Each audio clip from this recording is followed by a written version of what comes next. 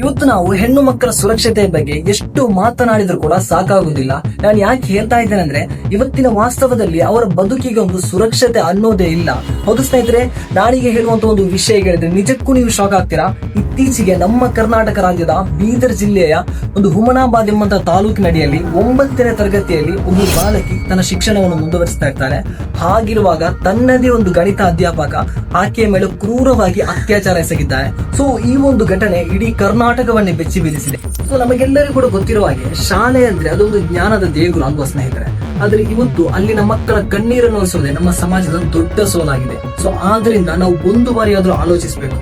ಇವತ್ತೊಂದು ಹುಡುಗಿಯ ಗೌರವ ಹಾಳಾದ್ರೆ ಅದು ಕೇವಲ ಆಕೆಯ ನೋವಲ್ಲ, ಬದಲಾಗಿ ಅದು ಮನುಷ್ಯತ್ವದ ಸೋಲಾಗಿದೆ. ಸೊ ಆದ್ರಿಂದ ಮಕ್ಕಳ ಸುರಕ್ಷತೆಯ ಜವಾಬ್ದಾರಿ ಕೇವಲ ಪೋಷಕರದ್ದು ಮಾತ್ರವಲ್ಲ, ನಮ್ಮ ಸಮಾಜದ್ದು ಹೌದು ಮತ್ತು ನಮ್ಮ ಸರ್ಕಾರದ್ದು ಹೌದು ಅಂತ ಹೇಳುತ್ತಾ ಈ ಒಂದು ವಿಷಯವನ್ನು ಆದಷ್ಟು ಜನರಿಗೆ ನೀವು ಶೇರ್ ಮಾಡಿ. ಮತ್ತು ಇಂತಹ ಘಟನೆಗಳು ನಡೆದಾಗ ನಮ್ಮಲ್ಲಿ ಮೂಡುವಂತಹ ಪ್ರಶ್ನೆ ಒಂದೇ: ನಮ್ಮ ಮಕ್ಕಳು ಯಾವಾಗ ಸುರಕ್ಷಿತರಾಗುತ್ತಾರೆ?